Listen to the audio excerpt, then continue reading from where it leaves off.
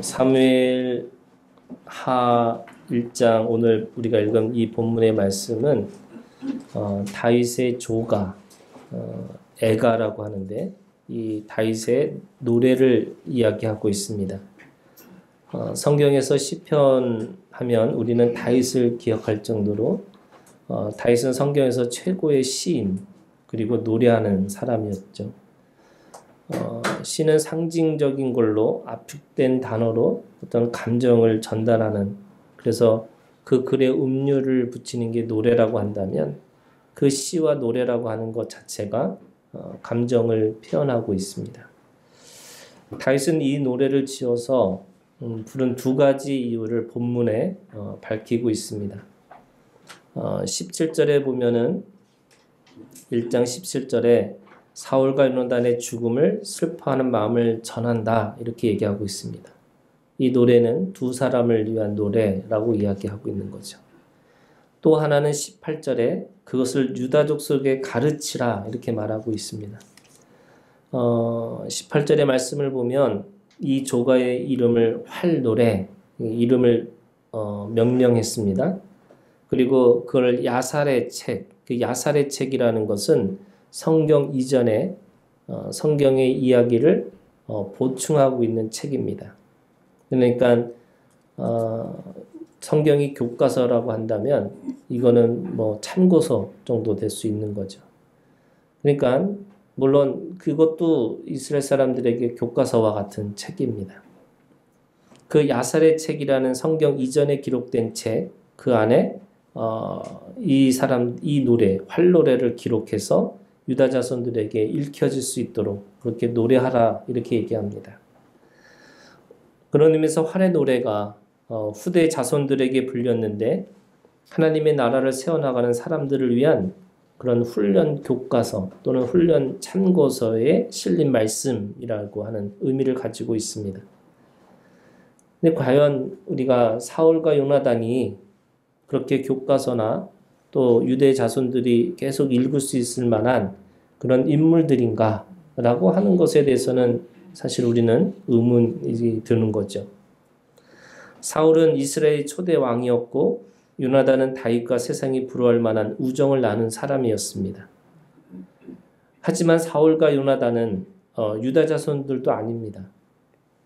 이거를 유다 자손들이 읽게끔 한 거잖아요. 근데 유다 자손도 아니에요.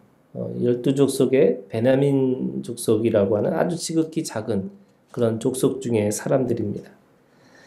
그리고 유다 자손들에게 이름이 불릴 수 있는 사람들 뿐만 아니라 사울 왕은 초대 왕이었지만 하나님께서 그 왕을 세우시고 나서 후회하셨다 이렇게 표현하고 있습니다. 그리고 인생을 자신의 가지고 있는 인생의 거의 대부분을 다윗을 죽이려고 10년 이상을 다윗을 쫓아다녔던 왕입니다. 개인적으로 생각하면요, 원수도 아니고 왼수죠.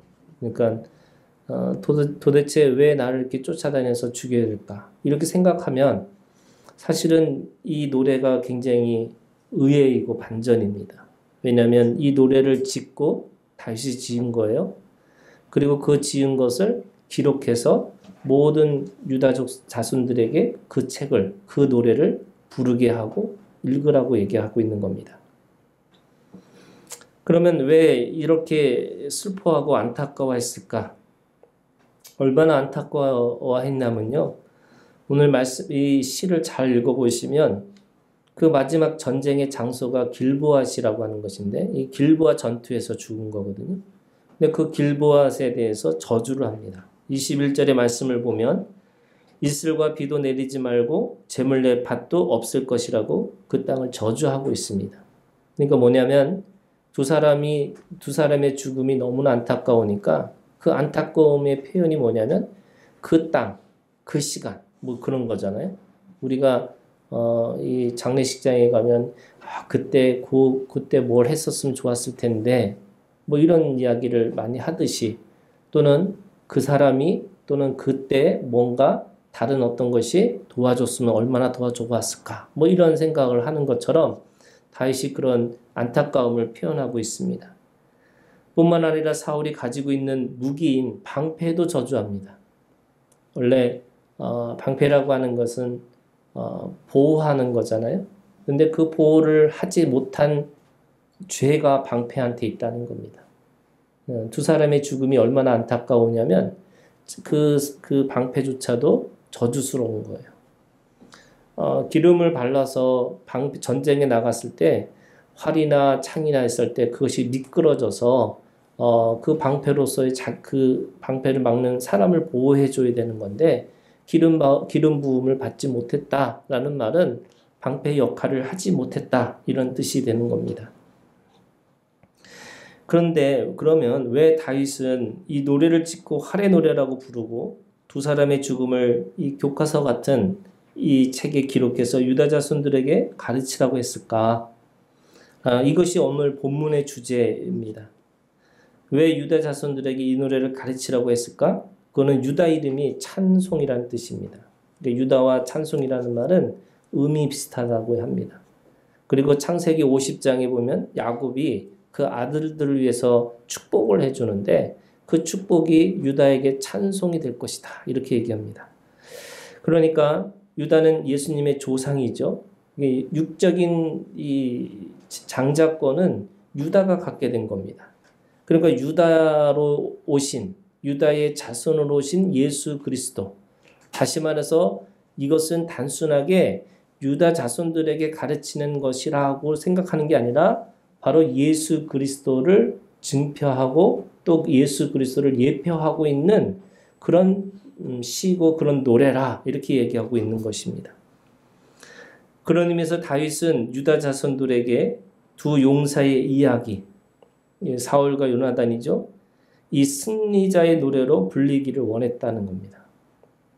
이게 본인이 그냥 자신이 슬퍼서 그냥 그 죽은 것에 대해서 안타까워서 울면서 지었던 시라고 생각하면 그럴 수 있겠구나. 뭐 그것도 이해가 안 되는 거죠. 왜냐면 원수 같은 왕이었고 또 하나님이 버린 왕이었는데 자신은 그거에 대해서 슬퍼하는 거다. 이것도 굉장히 사람으로서는 힘든 겁니다. 그런데 더구나 그거를 예수님의 족보 유다 자손들에게 이거를 계속 가르치라고 얘기하고 있어요. 그걸 읽으라고 얘기합니다. 그러니까 또 다른 의미가 그 안에 있다는 것을 이야기하고 있습니다.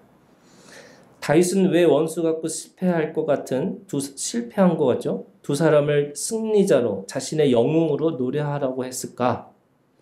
저는 이것이 다윗의 중심이라고 하는 겁니다. 다윗의 개인의 입장에서는 그들을 원수로 실패자로 볼 수 있습니다.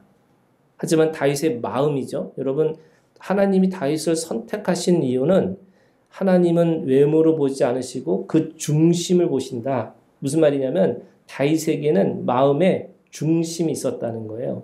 그러니까 그 중심의 마음으로 보니까 자신이 가지고 있는 개인적인 감정, 자신이 가지고 있는 어떤 느낌 이런 것으로 그냥 슬퍼서 노래를 부르는 것이 아니라 이것은 하나님의 나라라고 하는 하나님의 눈으로 하나님의 마음으로 바라보는 그 마음의 중심을 가지고 그들을 바라보니까 또 다른 관점, 또 다른 생각이 들었다는 거죠. 그래서 그 노래를 짓고 그거를 모든 유다 자손들에게 그렇게 읽게끔 이렇게 만든 겁니다. 하나님의 눈으로 그들을 어떻게 했냐면 왕으로 대우한 겁니다. 하나님은 후회하셨지만 어떻게 보면 다윗은 그들이 하나님 나라의 왕이었구나라고 어떻게 대우한 거고 그들을 용사로 여겼습니다. 여러분 이게 굉장히 중요한 거예요. 이게 우리가 볼 때는 실패자고 우리가 볼 때는 너무나 이게 제대로 살지 못했던 인생처럼 보이지만 하나님의 눈으로 마음의 중심으로 그들을 다시 바라보니까 그들이 어디서 죽은 거예요? 그들은 블레셋 사람들, 이렇게 악한 할례받지 못한 사람들과 싸우다가 죽은 사람들입니다. 그들의 인생이 어떻든 저쨌든 마지막에 그 싸움에서 그 할례받지 못한 자들과 싸우면서 죽었던 그 사람들이에요. 그러니까 그들은 진정한 왕이었고 또 그들은 진정한 용사였다는 거예요. 그래서 뭐라고 그러냐? 하나님의 눈으로 그들을 왕으로 대우하고 그들을 용사로 여기고 그들을 하나님의 사람으로 인정한 겁니다. 이게 그 노래예요. 여러분, 그들의 실패가, 그들의 그 어떤 애씀이 결코 헛되지 않을 것이라고 하는 것을 이 노래에다가 싣고 있는 겁니다. 근데 우리가 믿음이라는 게 도대체 뭐냐? 이 믿음이라는 건요, 대우하고 그렇게 여기고 그렇게 인정하는 겁니다. 여러분, 이게 굉장히 우리가 가지고 있는 믿음의 내용 중에 이게 어떻게 보면 가장 중요한 이 세 가지가 있다는 거예요. 어떤 거냐면 히브리서 12장 7절에 있는 말씀에 보면 너희가 참음은 징계를 받기 위함이라 하나님이 아들과 같이 너희를 대우하시나니. 대우하셨어요? 어찌 아버지가 징계하지 않는 아들이 있으리요? 이렇게 얘기합니다. 이 대우한다는 뜻이 뭐냐면요, 그렇게 다루신다는 거예요. 하나님이 우리를 그렇게 아들로 대우하신다. 그렇게 다루시겠다는 거예요. 하나님이. 이게 이제 어떤 거냐면 우리가 존재론적으로 이게 이제 물론 하나님으로부터 온 사람들이긴 하지만 우리들의 인생 자체가 하나님의 자녀가 될 수 있는 사람들이 아닙니다. 그런데 하나님이 어떻게 하시느냐면 그냥 아들로 대우하시기로 그렇게 작정하신 거예요. 그렇게 어떻게 보면은 대우하는 그 자체를 이미 주셨기 때문에 아들이 됐다는 말이에요. 아들이기 때문에 아들의 대우를 주시는 건 당연한 거잖아요. 그런데 오늘 이 히브리서에 있는 말씀에 보면 아들로 대우하시기로 작정해서 아들이 됐다는 거예요. 이게 좀 다르죠. 이거를 사실은 이 로마서로 얘기하면 양자가 됐다는 거예요. 양자. 원래 이 육신으로 난 아들이 있는데 그게 아니라 입양한 거죠. 입양해서 마음으로 낳는 자식을 입양하는 자식이라고 그러는데 그 입양했다는 거, 양자로 삼았다는 뜻이에요. 왜냐하면 그렇게 대우하기로 결정하셨어요, 하나님이. 우리는 아들이 될 수 없는 사람들인데 종으로, 자녀로, 친구로 대우하지 않으시고 그냥 왕 같은 제사장으로 하나님이 대우하시기로 결정하신 겁니다. 그래서 우리는 왕 같은 제사장으로 살 수 있는 존재가 됐다는 거예요.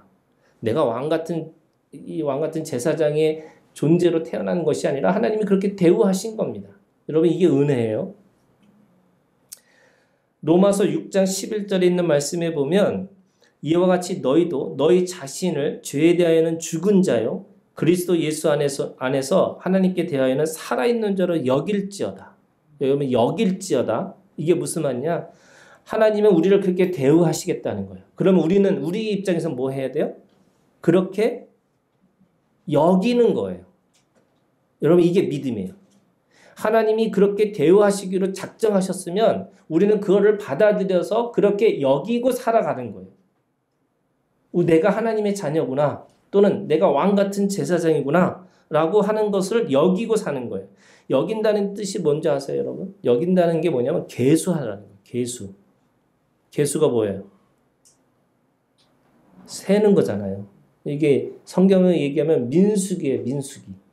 여러분, 민수기라는 게 이게 우리 하나님의 사람이 얼마인지 하나 둘 셋 넷 이렇게 쉬는 거잖아요. 세는 거예요. 쉬는 게 아니고 세는 거예요.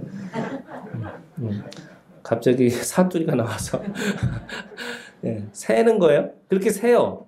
그 무슨 말이냐? 여긴다는 게 뭐냐면 하나님이 어떻게 나를 대우하셔서 여기까지 끌고 오셨는지 여러분 돌아보셔야 돼요. 그래야지 셀 수 있잖아요. 아, 하나님이 나를 이렇게 끌고 오셨구나. 그러면 어떻게 돼요? 아, 내가 하나님의 자녀구나. 여긴다는 말은 그냥 그렇게 하나님께 대우하시기로 했어요 하고 그냥 자기가 혼자 생각하는 게 아니에요. 생각하는 게 아니라 하나님이 어떻게 나를 끌고 오셨는지를 한번 세보라는 거예요. 여러분들이 가지고 있는 복을 한번 세보세요. 내가 가지고 있는 이 센다는 말 자체가 내가 그렇게 여길 수밖에 없는 그런 존재라고 말씀하고 있어요. 그러면 여러분 또 마찬가지예요. 여러분 미래도 마찬가지잖아요. 하나님이 나를 끌고 가시는 내가 미래가 보이지 않아요. 여러분, 하나님은 미래를 가려놓으셨어요. 그래서 뭐 미래에 뭐가 될 거다, 말 거다 조심하셔야 돼요. 그러니까 그거 쫓아다니면 안 되는 거예요. 그러면 내가 하나님의 미래를 왜 가려놓으셨을까? 그게 믿음이에요. 그게 소망이에요. 소망은 보이지 않는 것을 바라는 것이 소망이라는 거예요. 가려놨기 때문에. 당연히 우리가 알고 있는 걸 가면 그게 소망이 아니라는 거예요. 그러면 내가 가지고 있는 미래에 가지고 있는 소망이 어디서부터 오는 거냐? 하나님 나를 어떻게 끌고 오셨는지를 보는 거죠. 여러분 여기 앉아있는 우리들이 그냥 여기서 가만히 앉아있는 게 아니라 여러분들 하나님께서 여러분들을 끌고 오신 여러분들의 삶의 인생들이 있는 거잖아요. 그죠? 끌려왔던 내가 자발적으로 왔던 또 질질질 끌려와서 맞고 왔던 아무튼 여기 와서 앉아있다는 것 자체가 이게 계수예요. 여러분 그것이 그렇게 여겨졌다는 거예요. 하나님이 나를 그렇게 대우하시고 그렇게 나를 어떻게 보면은 여기셨어요. 그러면 여기셨다라는 이 말이 무슨 뜻이냐? 하나님이 지금까지 우리를 얼마나 사랑하셨는지 복을 주기로 작정해서 만날 사람, 먹고 입을 거 다 준비하셨다라고 해서 그래서 그 안에 원망과 불평이 있을 수가 없는 거죠. 내가 그 안에 계수하고 있기 때문에. 하나님 앞에 원망할 수 없어요. 불평할 수 없습니다. 내가 지금 원망과 불평할 수 있는 나라고 하는 존재도 보면은 하나님의 은혜 없이는 내가 하루도 살 수 없는 존재였다는 거예요. 여러분 그런 의미에서 여러분 그렇게 여기셔야 돼요. 고린도후서 10장 18절 옳다 인정함을 받는 자는 자기를 칭찬하는 자가 아니고 오직 주께서 칭찬하는 자다. 여기서 뭐냐면 하나님이 대우하셨어요. 우리가 그렇게 여겼어요. 그러고 나면 세 번째는 뭐냐면 예수 그리스도께서 인정하는 사람이 된다는 거예요. 인정하는 사람이 칭찬받는 사람이고 예수 그리스도께서 칭찬하는 사람은 세상을 이긴 자, 승리자가 되는 거죠. 그리스도 안에서 세상을 이기는 자가 하나님이 인정하는 사람이고 왕 같은 제사장의 삶으로 살아간다는 겁니다. 세 가지죠. 하나님이 대우하셨어요. 우리는 뭐예요? 계수합니다. 그렇게 여깁니다. 그러면 예수 그리스도께서 어떻게 해요? 인정하시는 거예요. 여러분 이 세 가지가 다 뭐냐면 믿음이에요. 대우하셨다는 거, 그렇게 여기겠다는 거, 또 그런 의미에서 인정하는 거. 그래서 이 세 가지를 통해서 믿음인데 이 믿음은 믿음의 대상이 아니고 믿음의 동사, 그러니까 이게 어떻게 보면 내가 믿는 과정이에요. 내가 그렇게 하나님 앞에 대우받고 여겨지고 그렇게 인정받는 존재라는 거를 그렇게 살아내셔야 되는 거예요. 그래서 우리가 믿음이라는 게 faith가 있잖아요. faith가 아니고 이건 believe예요. 그러니까 believe라고 하는 말 자체가 계속 믿어가는 과정이에요. 이 과정의 삶으로 살아야지만 오늘 우리가 주님 안에서 내가 믿음으로 살아가는 거구나. 그렇게 인정받는 거구나. 라고 생각하고 살아갈 수 있는 거잖아요.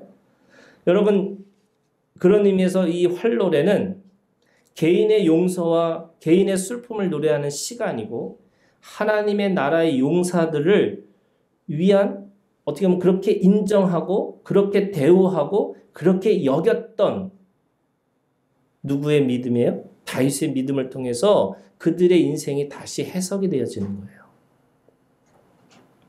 우리는 하나님의 나라를 살기 위해서 하나님의 용사로 부르심을 받은 사람들입니다. 여러분 할례받지 않는 자들과 전쟁을 하고 있어요. 그것은 싸우면서 우리는 죽을 수도 있고 상처받을 수도 있어요. 하지만 그것이 실패도 아니고 사망도 아니라는 거예요. 예수 그리스도 안에서 우리는 승리자의 노래가 있음을 기억하고 살아야 되는 거죠. 그런 의미에서 다윗의 노래가 우리의 노래가 되기를 주님의 이름으로 축복합니다. 여러분 이게 우리의 노래예요. 활의 노래가 우리 신앙의 노래예요. 믿음의 노래예요. 그러면 그렇게 하기 위해서 여러분 세 가지 이 활노래의 신앙이 있어요. 이 활노래의 신앙이 이 세 가지를 여러분 기억하셨으면 좋겠어요. 첫 번째는요. 이 활노래에서 주는 신앙은 여러분 선택에 실패하지 말라는 거예요. 하나님 우리를 자유의지 주셨죠? 여러분 자유의지를 준 게 최고의 선물 중에 하나예요. 여러분 자유의지가 뭐예요? 하나님만 선택할 수 있는 의지예요. 이게 자유의지예요. 그럼 우리가 그렇게 선택에 있어서 실패하지 말라는 거예요. 활의 노래에서. 왜? 어떻게 보면은 이 사람들의 인생을 돌아보면 사울과 요나단의 삶을 돌아보면 그들은 하나님의 나라를 만들어서 하나님의 나라의 왕이 영원한 왕이 돼야 되는데 그 왕이 되지 못해서 죽었어요. 왜요? 어떻게 보면 선택을 잘못한 거죠. 하지만 다윗은 그들의 인생, 선택을 잘못한 인생조차도 다시 해석을 해버렸어요. 어떻게 해요? 그들이 영웅이라고. 그들이 하나님 나라의 사람들이라고. 똑같은 사건을 바라보는데 그 사건을 따라서 어떤 선택을 하느냐에 따라서 우리들의 인생이, 우리가 어떤 인생, 하나님이 부르신 그 부르심의 인생, 목적의 인생이 달라지는 거잖아요.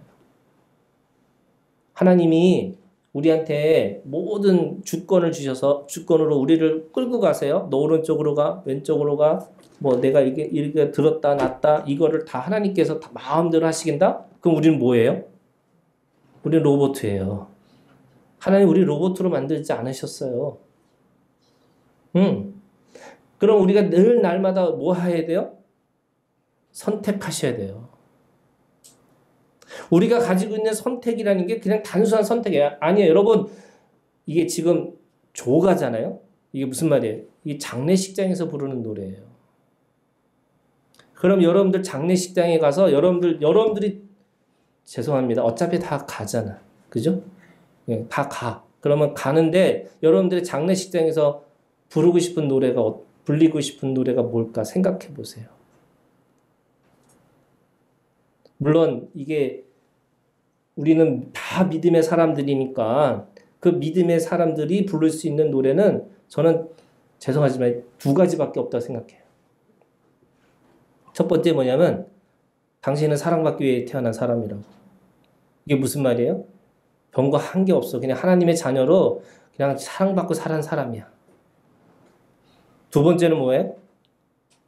이 노래죠. 활의 노래죠. 강한 용사로 사셨고 왕 같은 삶으로 사셨고 그래서 이 악하고 어떻게 보면 더러운 이 가치들과 어떤 세상의 것들과 싸워서 당신이 승리자라고. 그 승리자의 노래가 이 활의 노래예요. 여러분 이 노래가 여러분들의 장례식장에 불려지셔야 돼요. 그 십자가 군병들아 뭐 이런 노래들. 이런 노래 불려줘야죠. 아이 정말 용사하셨어. 정말 대단한 그 세상의 그 악들과 그 세상의 것들과 싸우시면서 피 흘리면서도 끝까지 야 대단하셨어. 뭐 이런 얘기 들으시기를 바래요. 네, 이 노래를 불려줘야 되는. 근데 그거 하려면 어떻게 해야 돼요? 그거 하려면 선택하셔야 되는 거예요. 날마다 내가 승리하기 위한 믿음의 선택들을 하고 계셔야 되는 거죠. 그 믿음의 선택들이 뭐예요? 여러분 큰 거 아니에요. 뭐 나라와 뭐 우주와 뭐 이런 거 아니잖아요. 가장 작지만 그 작은 것 속에서 날마다 내가 선택하고 살아야 되는 거예요. 여러분 이 사무엘상은요 죽음으로 끝나요. 어떤 죽음이냐? 사무엘의 죽음과 사울과 요나단의 죽음으로 끝납니다.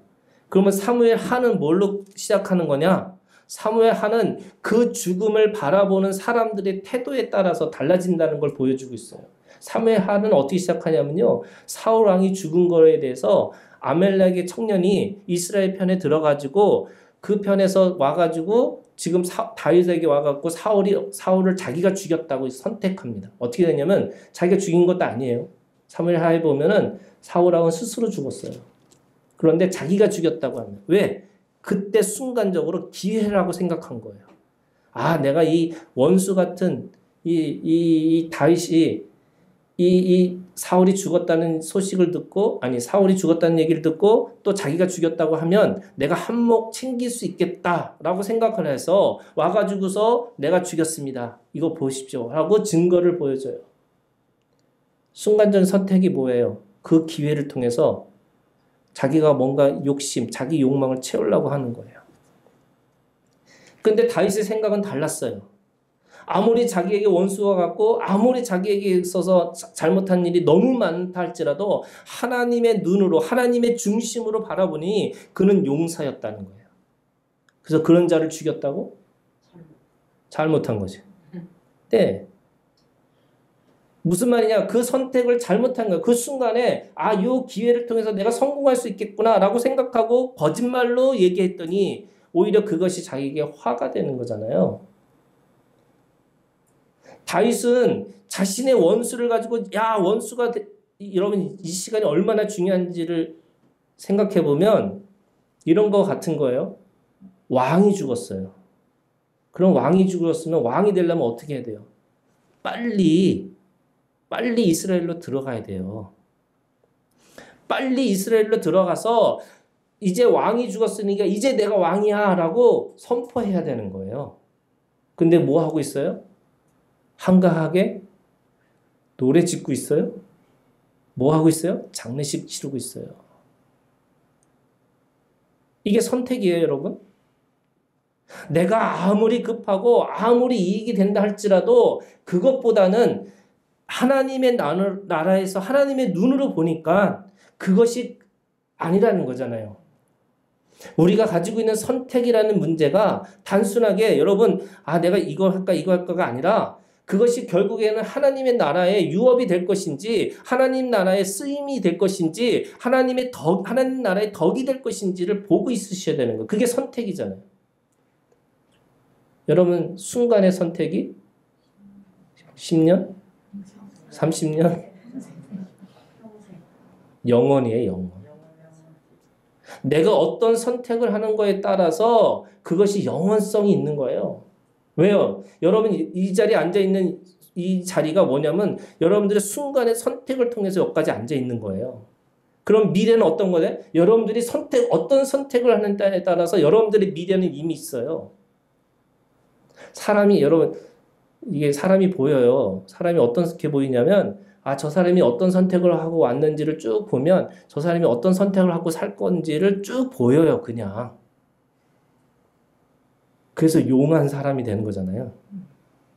근데 쉬워요. 어떻게 왜 쉽냐? 그 사람 어떤 선택을 하고 살았는지를 이거예요. 그럼 이 사람이 이길로 가는 거구나. 그런 거잖아요. 아니 어린 날 갑자기 이상해갖고 일로 가겠어요? 맨날 이거 선택했던 사람이? 이런 거잖아요. 나는 원래 이건데요. 이거 선택하고 살았어요. 나는 이건데요. 이거 선택하고 살았어요. 그럼 이거예요. 이거예요. 이 사람 이걸로 사는 거예요. 무슨 이걸로 살겠다고 하는 거예요. 여러분 하나님의 선택은 이걸로 살아야 되는데 이게 무슨 선택이에요? 이거 피 흘림의 선택이에요. 이거 손해의 선택이에요. 세상의 가치하고 반대 선택이에요. 그런데 나는 믿음은 이건데요. 세상은 안 그러니까 나 이거 선택하고 사는 거예요? 그러면 그 사람은 이거죠. 그럼 미래는 어떻게 돼요? 이거죠. 무슨 미래가 어느 날 갑자기 일로 가요? 갑자기. 물론 가끔 기적이 일어나더라고요. 마음의 중심이 돌아오면 예수의 심장이 그 마음에서부터 심장이 바뀌면 다른 선택을 하고 살더라고요. 그럼 우리는 뭐라고 그래요 그때? 갈 때가 되셨나 보다 이런 거잖아요. 사람이 이상하게 바뀌면 갈 때가 됐다 그러잖아요. 그러면 여러분 활의 노래 이거 뭐냐면 우리가 선택하는 거예요. 여러분 선택하고 사셔야 돼요. 다윗이 달랐던 이유도 선택하는 거잖아요. 그러면 선택하는 거에 따라서 우리들의 인생이 바뀐다면 여러분들이 어떤 선택을 할 거냐? 근데 여러분 재밌어요. 모세가 믿음으로 바로의 공주의 아들이라고 하는 칭함을 거절한 적이 없는데 히브리서 기자는 그거를 뭐라고 얘기하면 자기 죽여갖고 도망간 거잖아요. 광야로. 그런데 히브리서 기자는 믿음으로 모세는 바로의 공주의 칭함을 거절했다고 표현해요. 이게 또 재밌어요. 무슨 말이냐? 마지막 승리자가 되면 모든 역사는 새롭게 써져요. 아멘. 마지막에 길보아 전투에서 블레셋과 싸우면서 죽은 그 사울이 영웅이 되는 이유가 그거예요.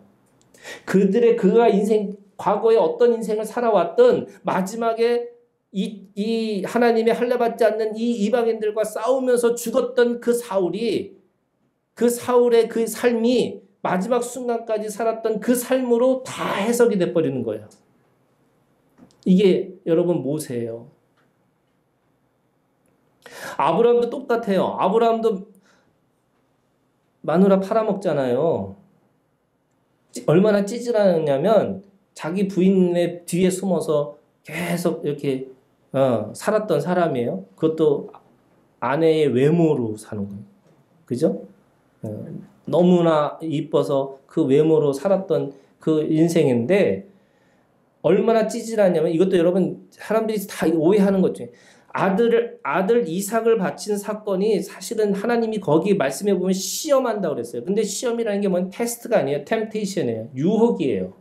하나님은 누구를 유혹하지 않으시는 분인데 왜 유혹이라는 말을 썼을까? 그거는 하나님이 그 마음을 그냥 내버려 두셨다는 뜻이에요. 그 마음이 가는 대로 내버려 두셨어요. 여러분 내버려 두는 게 하나님 앞에 가장 큰 저주예요. 맞는 거, 징계받는 거, 고난받는 거, 그 자체가 사실은 축복이에요. 하나님이 관심 있으시다는 거예요. 내버려 두는 게, 여러분, 내버려 두는 것도 하나님 편에서 굉장한, 사랑의 표현이세요. 그러면 하나님께서 그렇게 내버려 두셨던 그것이 뭐냐면, 네가 한번 종교의 행위를 해보라는 거예요. 그 아들을 바쳐서 이거는 이 제사 자체가 잘못된 거잖아요. 그런데 야고보서는 그거를 어떻게 해석하냐면 믿음의 행함으로 아브라함은 자신의 아들을 바쳤다고 해석해 버려요. 여러분 내가 아무리 지금까지 잘못했다 할지라도 여러분들이 마지막 죽을 때 잘 죽으면 다 해석이 돼요. 그러니까 이제부터 잘하시기를 바래요. 오늘부터 믿음으로 이게 다시 우리가 가지고 있는 삶으로 다시 한번 생각해 보셔야 돼요. 두 번째 여러분 활노래에서 주고 있는 신앙은요. 믿는 사람들의 화살, 목표가 분명한가를 묻고 있어요. 활의 노래가 뭐예요? 여러분 활이 뭐예요? 전쟁의 무기잖아요. 그 전쟁의 무기를 다시 말해서 영적 전쟁의 무기를 모든 사람들에게 하나님이 주셨어요. 그게 활이에요. 그 화살은 뭐예요? 당연히 그 무기의 하나의 가장 중요한 치는 무기잖아요. 그러면 활과 화살과 그 다음에 정확한 목표 지점, 관역이 있어야 되는 거잖아요. 자, 이게 뭘까? 이게 어떻게 보면 이스라엘 전쟁에 있어서 말하는 건데 여러분 신약의 활노래가 뭐냐면 고린도전서 13장이에요. 이게 활노래예요. 우리가 가지고 있는 영적 전쟁, 우리가 가지고 있는 모든 것들은 사실은 뭐냐? 사랑이에요. 우리가 가지고 있는 활이 뭐예요? 사랑이에요. 우리가 가지고 있는 화살이 뭐예요? 사랑의 기술이에요. 우리가 가지고 있는 관역이 뭐예요? 하나님의 사랑을 더 넓고 깊고 더 높이 그거를 표현하고 있는 것이 관역이에요. 그러면 오늘 우리가 가지고 있는 이 영적 전쟁에 있어서의 무기는 뭐냐면 화살과 활과 이 모든 것들은 사랑이라는 걸로 우리가 이해가 돼야 돼요.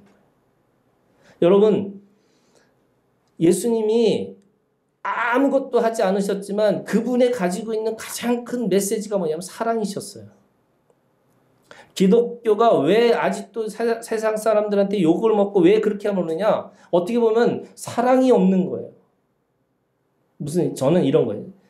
교회가 자기 애밖에 없어요. 자기 사랑밖에 없어요. 우리도 똑같아요. 믿는 사람들 생각해보면 자기 중심밖에 없어요. 근데 하나님의 중심으로 바뀌라는 거잖아요. 신앙은 하나님의 중심이 결국 내 중심에서 하나님의 중심으로, 내 중심에서 다른 사람의 중심으로 바꾸라는 거잖아요. 그런데 결국 이 사랑이라고 하는 이 우리가 가지고 있는 활이 있는데 우리가 그 활을 제대로 쓰고 있는지를 보셔야 되는 거죠. 여러분 사울의 실패는 활과 칼과 방패가 없어서가 아니에요. 사울의 실패는 활이 부서지고 칼이 무디고 방패에 기름이 없는 거잖아요. 그게 무슨 말이냐? 오늘 우리가 가지고 있는 그 사랑의 무기라는 것은 결국 우리가 그 사랑을 사용하고 있지 못하거나 그 사랑에 가지고 있는 기술이 우리가 너무나 무디인 거예요. 여러분 이 말을 뭐라 그래요? 우리는 이 현대어로 이 활이라는 사랑을 우리가 현대어로 생각하면 뭐라 그러냐면 사랑의 원자탄이에요. 들어보셨죠? 사랑의 원자탄이 뭐예요, 여러분? 원자탄이라는 건 그 핵폭탄보다 더 센 탄이 원자탄이라고 하는데면 그거에 한번 딱 터지는 순간에 모든 게 전멸하고 모든 게 다 소멸하고 모든 게 다 끝나는 거잖아요. 이게 원자탄이에요? 그러면 사랑의 원자탄이라는 게 뭐예요? 그것이 그걸 터지는 순간에 그 모든 것을 견디고 모든 것을 바라고 모든 것을 내가 할 수 있다는 거잖아요. 그게 사랑이잖아요. 우리가 가지고 있는 여러분, 우리의 믿음이 뭐예요? 사랑이에요. 그러면 그 사랑이라고 하는 것이 우리가 가지고 있는 그 사랑을 제대로 사용하려면 이 고린도전서에 보면요. 사랑의 13가지 화살이 있어요. 이게 화살이에요. 화살이 뭐냐? 오래 참는 거예요. 온유하고 시기하지 않는 거예요. 자랑하지 아니하고 교만하지 않아요. 무례히 행하지 않아요. 자기 이익을 구하지 않아요. 성내지 않습니다. 악한 것을 생각하지 않습니다. 불의를 기뻐하지 않습니다. 진리와 함께 기뻐합니다. 모든 것을 참습니다. 모든 것을 믿습니다. 모든 것을 소망합니다. 모든 것을 견딥니다. 이게 13가지의 어떻게 보면 사랑의 화살이에요. 이거 쏘셔야죠. 그래야지 적이 맞아서 죽는 거 아니에요? 아무리 적들이 나한테 원망과 불평의 소리, 어떤 증오와 어떤 소리를 한다 할지라도 우리는 정확한 사랑, 그 화살을 쏘는 그 기술, 이 13가지의 기술을 가지고 우리는 그것을 하나하나 무찌르고 살아야 되는 거죠. 우리는 이 사랑의 이 화살이 우리한테 있는 겁니다. 그래서 이 화살이 날카롭고 빨리 움직여서 관역을 마치고 원수를 한순간에 제압할 수 있어야 되는 거죠. 근데 여러분 이 13가지의 이 화살은 사실은 하나죠. 많이 있지만 결국 사랑의 본심이고 결국 그것이 중심이에요. 하나님의 중심이에요. 내가 그 영혼을 향한, 내가 그 세상을 향한, 내가 그 모든 것을 향한 그 마음의 중심이 사랑이 있느냐는 거예요. 사랑. 제가 안타까운 거는요, 이런 거예요. 여러분, 기독교가 사랑이 없어요. 이게 참, 뭐죠? 붕어빵에 붕어가 없는 거예요. 당연한 건가? 기적이에요, 기적. 너무나 세상적인 거예요. 너무나 어떻게 보면 세상의 논리와 똑같이 그 안에 사랑이 없어요. 사랑의 기술도 없어요. 그러니까 화살을 쏘지도 못해요. 자, 그런데 여러분, 그럼 원수의 목표와 지점이 어딜까? 구약은 보이는 원수가 있어요. 그게 뭐예요? 블레셋이에요. 아멜렉이에요. 그런데 신약에서의 그 보이는 원수는 사실은 보이지 않는 원수라고 그랬어요. 혈과 육의 싸움이 아니라 그랬어요. 영의 싸움이라고 그랬어요. 그러면 고린도전서 13장 11절 말씀을 보면요. 그 관역이 있어요. 어떻게 그 관역이 뭐냐? 깨닫고 말하고 생각하는 뭐예요? 내 마음이에요. 화를 어디다 쏴야 돼요? 내 마음에다 쏘셔야 돼요. 그런데 그 내 마음에 쏘는 그것이 뭐냐면 깨닫고 말하고 생각하는 건데 이 세 가지가 있는데 그 세 가지가 뭐냐? 어린아이처럼 깨닫고 어린아이처럼 말하고 어린아이처럼 생각하는 그 마음에서 어디까지 자라나야 돼요? 장성한 분량까지 자라나야 된다는 거예요. 그 장성한 분량이 뭐냐면 말하고 깨닫고 생각하는 것이 더 커진 거예요. 뭐를 통해서요? 이 활과 화살을 통한 사랑과 사랑의 기술을 통해서 내 마음과 싸우시는 거예요. 여러분, 내 마음 안에 블레셋이 있고 내 마음에 아멜렉이 있는 거예요. 이게 웃기잖아요. 제가 이제 설교를 쫙 하면 사람들이 뭐래, 아, 저건 누구 들어야 되는데, 저거 누구 들어야 되는데, 또는 이제 우리 아내 같은 경우는 지나 잘 알지, 이럴 수 있잖아요.